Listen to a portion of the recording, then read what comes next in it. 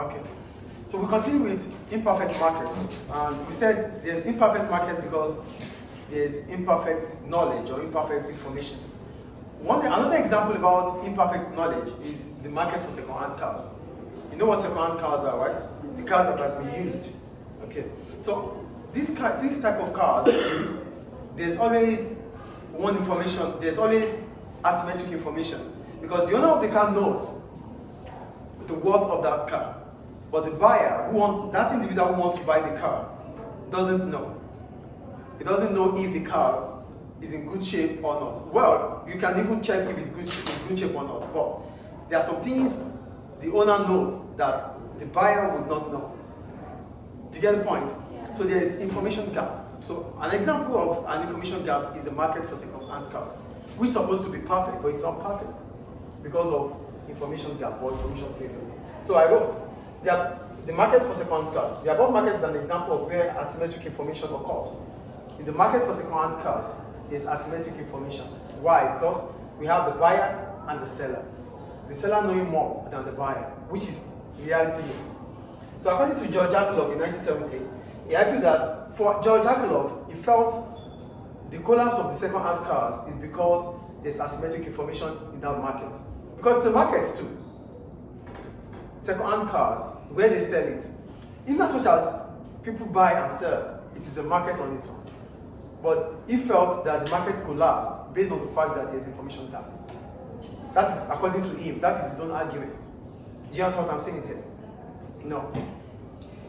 Second-hand cars are sold. In as much as second-hand cars are sold, it means there's a market for second-hand cars. This market is supposed to be perfect, like the market for new cars. But the market is not perfect.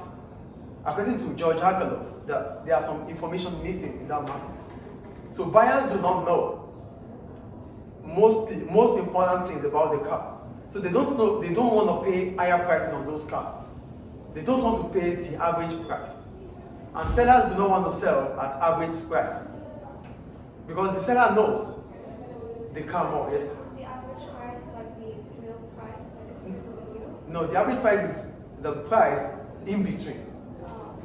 Not very high, not very low. Yeah, in between.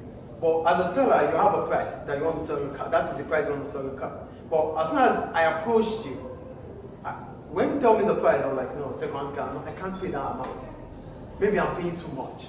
So the mindset of the buyer is paying too much, and the buyer wants to pay less.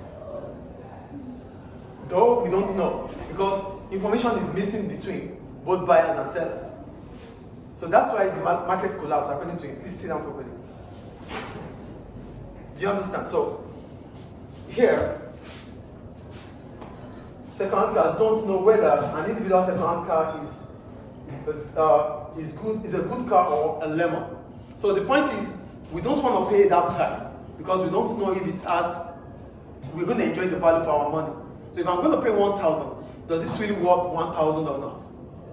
So the car might look good in the eyes, but it's a lemon.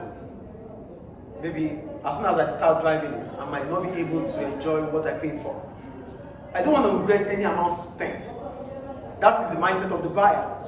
But the seller doesn't want. The seller wants to be happy selling. So there are two contracting things here.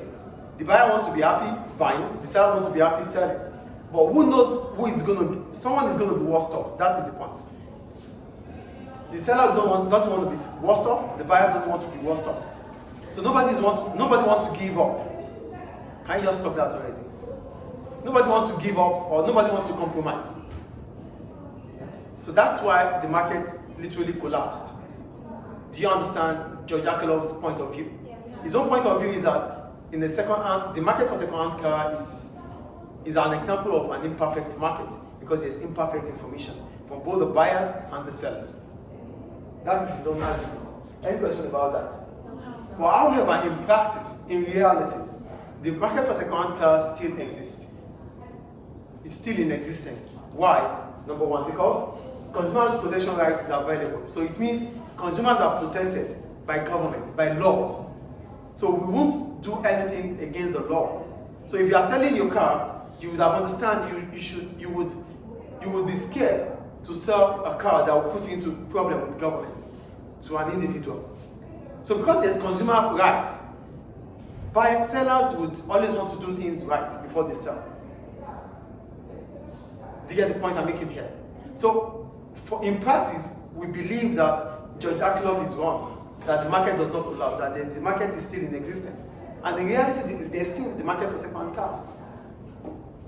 So the first point here is, reasons why we can back it up that there's a market for second-hand car is that there's consumer protection rights. Consumers are protected from suppliers or from sellers. That's the first reason. Do we get that? The second one, cars can be priced based on their number of years of usage and their outlook. As soon as I want to buy a second-hand car, I might price it based on how it looks, the years, the mileage, the numbers of kilometers it has went through. Do you understand? So I can price the car based on that. That means I'm having information. There are some things I can look out for in the car before I pay the price. Do you get the point I'm making here? So it means we can literally get information about the car before buying. So George Akerlof is wrong in that aspect. Do you get the point? Do you understand this? Yes. And the last one, consumers might seek information from the internet. There's always open sook. Yeah, you can check to know. You're going to have, we call it online comparison markets. You can compare 3, 4, 5 cars that are always going to be the same. You check their prices, then you can arrive at a price. So the internet can give you accessibility to information. So that means we can literally get information, which is against George Akerlof's idea in 1917. Do we understand why the market for second-hand car exists now?